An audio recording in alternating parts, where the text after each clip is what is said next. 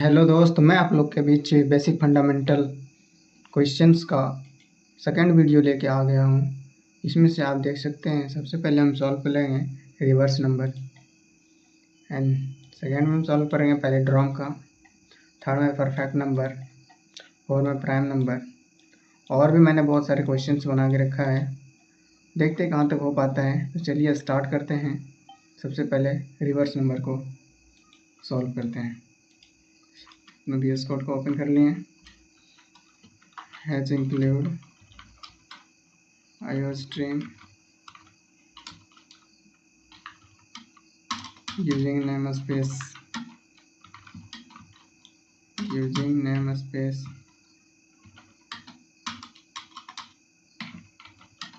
std int main open close करेंगे। ये मेरा बेसिकली C++ का बॉयलर प्लेट हुआ। ओके, सब एक चीज़ और दे देते हैं, रिटर्न 0। ये मेरा बॉयलर प्लेट हुआ कंप्लीट। ओके, मैंने सजेशन पार्ट नहीं रखा है ताकि प्रैक्टिस जो है सो अच्छे से हो सके। ओके, अब चलते हैं लॉजिक और कॉन्सेप्ट पर।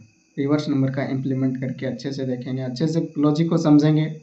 यहाँ पे मेन फोकस लॉजिक पे किया जा रहा है। ओके दोस्त, बाकी बात ये तो लैंग्वेज है, इतना तो मेरा पहले से ही डिफाइन किया हुआ है। ओके, हमें मेन फोकस करना है लॉजिक पे। तो चलिए सबसे पहले कोड लिखते हैं। एक डेटा टाइप्स मैंने इंटीजर टाइप का ले लिया। यहाँ पे हम मैसेज प्रिंट कराएंगे इनपुट के लिए, भैया प्लीज़ इंटर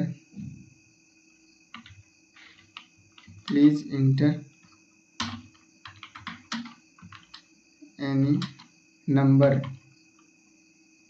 ओके दोस्त, सीन करवाएंगे इनपुट के लिए, n नंबर को मैंने इनपुट करवाया। यहाँ पे हम वाइल कंडीशन का यूज़ करके बना रहे हैं, आप चाहे तो फॉर लूप का भी यूज़ करके बना सकते हैं। वाइल कंडीशन का मैंने यूज़ किया और n ग्रेटर देन 0। इस कंडीशन का कहना है कि मेरा नंबर तभी आगे बढ़ेगा जब 0 से बड़ा होगा। ओके, ये मैंने r नाम का वेरिएबल्स मानेंगे। अभी मैं लॉजिक लिख रहा हूँ, अच्छे से समझाऊंगा, टेंशन मत लीजिए। सबसे पहले n को मैंने यूज़ किया तो n क्लियर कर लिया। उसके बाद अभी यूज़ कर रहे हैं r वेरिएबल को, तो मैंने r वेरिएबल का भी यूज़ कर ले रहे हैं। और मैंने रिवर्स का शॉर्ट RE भी ले रहा हूँ। ओके, तो इसको भी मैंने डिक्लेयर कर लिया पहले ही। तो n मॉड्यूलस डिवीज़न 10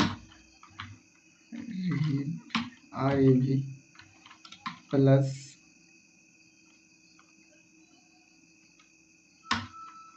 इंटू 10 करना पड़ेगा प्लस r। ओके दोस्त, और n को यहाँ पे डिवाइड करना पड़ेगा, n डिवाइडेड बाई 10। ओके, हमें बेसिकली रिवर्स नंबर फाइंड करना है। ओके, सबसे पहले हमें यहाँ पे एक हो गया और फाइनल हम प्रिंट करवा देते हैं, the reverse number is. Okay दोस्त,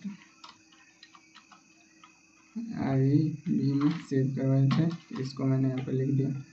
चलिए कंपाइल करते हैं। सो वन इज एरर, क्या यहाँ पे सेमीकोलन अगेन छूट गया है। So again compile it, so there is no error. देख सकते हैं रिवर्स नंबर मेरा फाइंड होके आ गया। अब चलिए लॉजिक को अच्छे से समझते हैं। तो मैंने ओपन कर लिया और यहाँ पे हम सेलेक्ट कर लिया। सबसे पहले यहाँ वाइल n का वैल्यू मैंने कितना लिया, 1 2 3। ओके, क्या 0 से बड़ा है,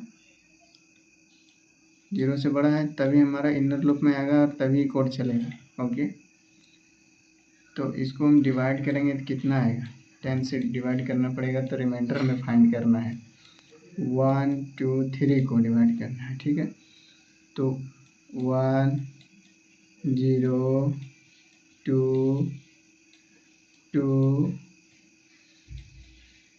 कितना आया, 3 आया ब्रो, 3। ओके, और 3 आया। रिवर्स में मैंने यहाँ पे 0 रखा है, तो 0 इंटू 10 0 हुआ, और प्लस कर देंगे तो कितना हो गया 3। तो REV में मेरा सेव हो गया 3। ओके दोस्त, अगेन हम इस लूप के अंदर ही हैं अभी। फिर से अगेन यहाँ पे n का वैल्यू कितना है, n का वैल्यू मेरा हो गया 12।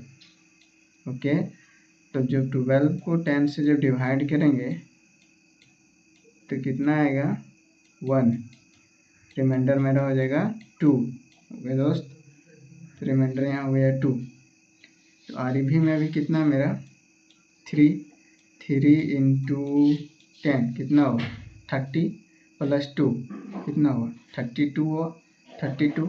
अगेन n का वैल्यू मेरा यहाँ कितना हो गया, n का वैल्यू हो गया 1। ओके दोस्त, और जब 1 को डिवाइड करेंगे 10 से तो मेरे जो रिमाइंडर आएगा वो हमेशा 1 आएगा। मैंने पहले भी बता दिया 1 आएगा, लेकिन यदि हम डिवाइड करना चाहेंगे तो यहाँ पे 0 आएगा, बट मेरा रिमाइंडर कितना आएगा 1 आएगा दोस्त। तो फिर से जब रिमाइंडर 1 आया तो 32 था, 32 प्लस 1 कितना हो जाएगा 2 3 2 1। और इसी चीज़ को मैंने रिवर्स में REV में सेव करवाया और फाइनल में इस लूप के बाहर REV को प्रिंट करवाया। अब देख सकते हैं the reverse number is 2 3 3 2 1। I hope यह क्वेश्चन अच्छे से क्लियर हो गया होगा। तो चलिए दोस्त फटाफट अगला क्वेश्चन को सॉल्व करते हैं। अगला क्वेश्चन मेरा है पैलिंड्रोम का। सबसे पहले पैलिंड्रोम का ही मैं थोड़ा लॉजिक समझा लेता हूँ।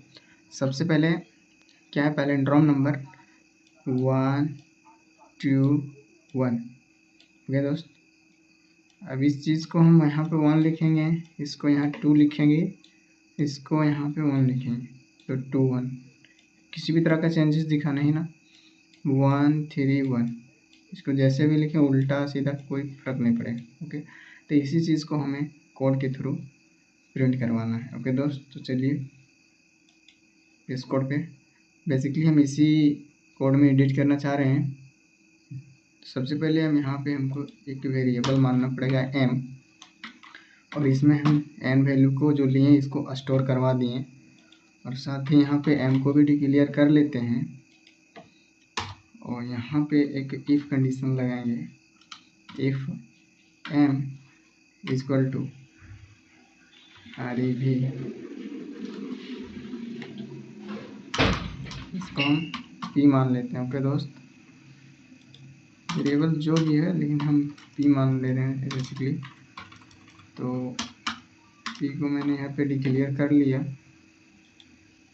ओके दोस्त, again let's check it, so there is no error and please type। देख सकते हैं द रिवर्स नंबर, यहाँ पर पैलिंड्रोम यहाँ पे कर दीजिए, बहुत ही ईजी है, सब मिलते जुलते पैलिंड्रोम नंबर। ओके दोस्त, देख सकते हैं 1 2 3 the number is palindrome, the palindrome number is 1 3 1। Okay दोस्त, चलिए इस लॉजिक को अच्छे से समझ लेते हैं। लॉजिक ये है, बेसिकली सेम लॉजिक है, बस थोड़े से चेंजेस किए हैं, उसी के बारे में जानेंगे।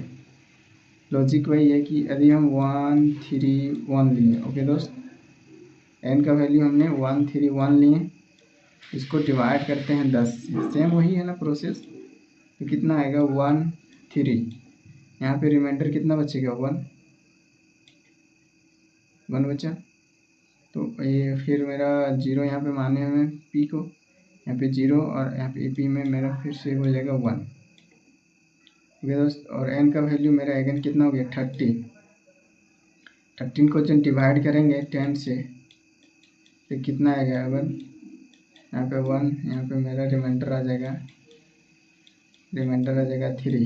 ओके दोस्त, तो p में कितना गया मेरा वैल्यू सेव हुआ 1, और 1 को जब 10 से इंटू करेंगे तो कितना होगा 10 होगा, प्लस हम 3 कर देंगे तो कितना हो जाएगा 13 हो जाएगा। ओके दोस्त, 13 हो जाएगा, 13 हो जाएगा। अगेन यहाँ पे n का वैल्यू मेरा कितना 1, तो यदि 1 को यदि डिवाइड करेंगे 10 से तो मेरा रिमाइंडर कितना आएगा 1, डिवाइडर कितना आएगा 0 मेरा। ठीक है दोस्त, तो ये तो मेरा 0 हो गया, लेकिन एक बार और जो लूप चला, ओके दोस्त, तो फिर यहाँ मेरा हुआ 1, तो 1 इतना आया। अब यहाँ पे देखते हैं इफ कंडीशन लगाए हैं, p का वैल्यू तो n का वैल्यू हमने कितना माना था, n का वैल्यू हमने कितना माना था 131, और p में वैल्यू यही सेम आ रहा है 131, इस मेरा कंडीशन ट्रू, देन प्रिंट होगा पैलिंड्रोम नंबर। अब चाहे तो यहाँ पे एक और कंडीशन लिख सकते हैं, मैं इस चीज़ को करता हूँ कॉपी और एल्स कंडीशन लगाते हैं और करते हैं पेस्ट। यहाँ पे लगा देते हैं the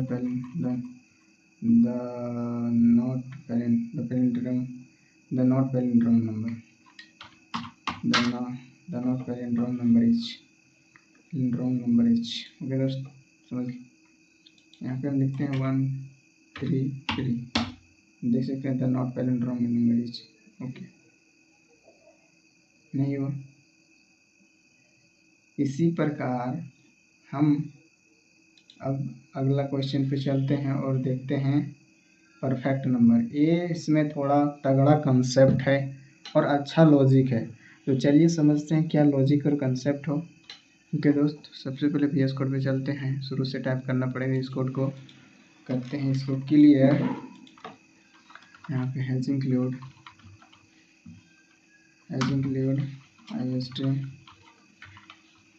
ist using namespace std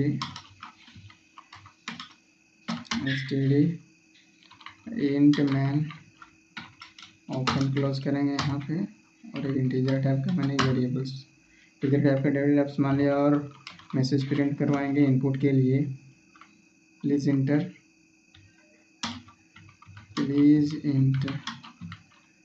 any number.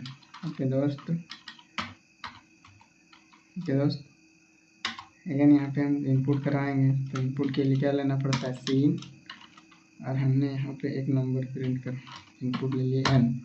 हमें सिंपली अब फॉर लूप का यूज़ कर रहे हैं, चाहे तो वाइल लूप का भी यूज़ कर लीजिएगा, लेकिन थोड़ा एक ही लाइन में हो जाएगा, इसलिए मैंने फॉर का यूज़ कर रहा हूँ। सेम कॉन्सेप्ट, सेम लॉजिक है।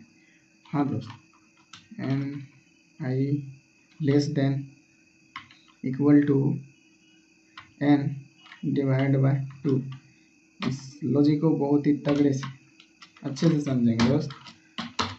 हाँ, अब यहाँ पे एक कंडीशन लगाएंगे, इफ़ का condition, if n modulus division i equal to 0 हुआ, देन सम करेगा, जो नंबर आई पे जाएगा वो सम करेगा, और सम में हम प्लस i, और फिर यहाँ पे हमें मिल गया।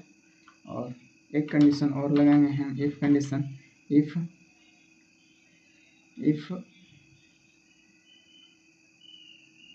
i इक्वल टू सम,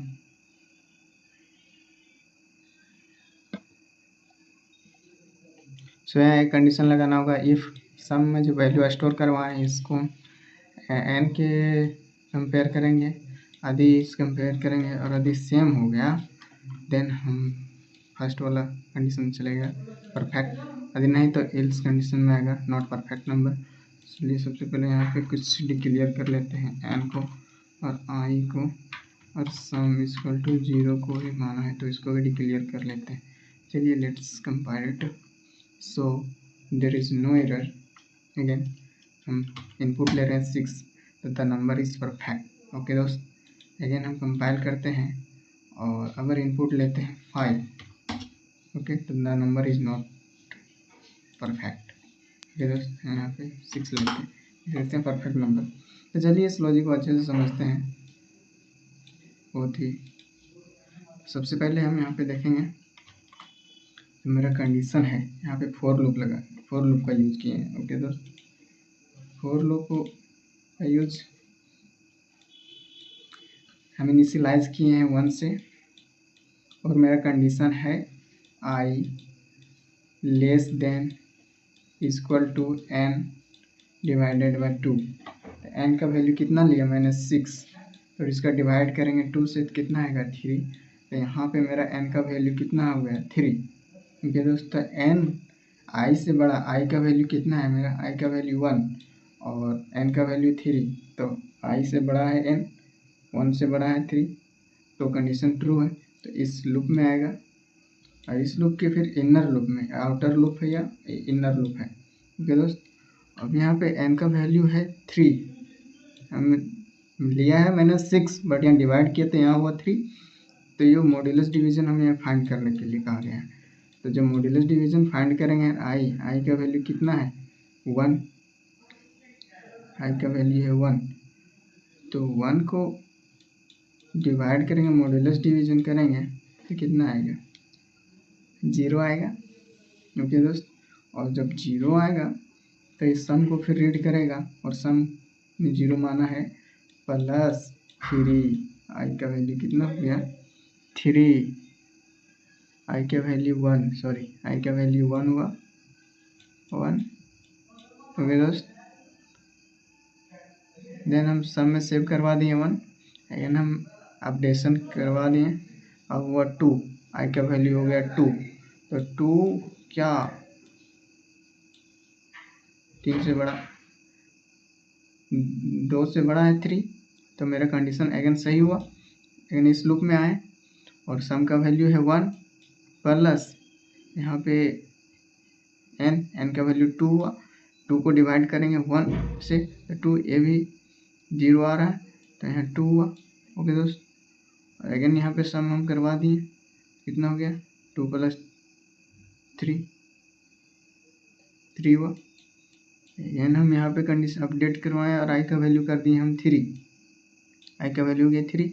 क्या 3 से बड़ा है, बड़ा नहीं है तो इक्वल है, इक्वल है, और जब इक्वल है तो फिर से इस लूप में आएगा और 3 मॉड्यूलस डिवीजन करेगा आई 0, और सम में कितना है मेरा वैल्यू 3, और प्लस यहाँ जो सम आई का वैल्यू जो आया 3, तो 3 और 3 कितना हो गया 6। तो यहाँ पे फिर से कंडीशन हम चेक करेंगे, सम का वैल्यू मेरा कितना है 6 और n का वैल्यू कितना लिए थे हम 6। देन मेरे यहाँ पे क्या हो रहा है कंपैरिजन इक्वल हो रहा है, तो मेरा फर्स्ट मैसेज प्रिंट होगा the number is perfect. Okay दोस्त, please subscribe my channel and share this video. I hope understand this logic and concept.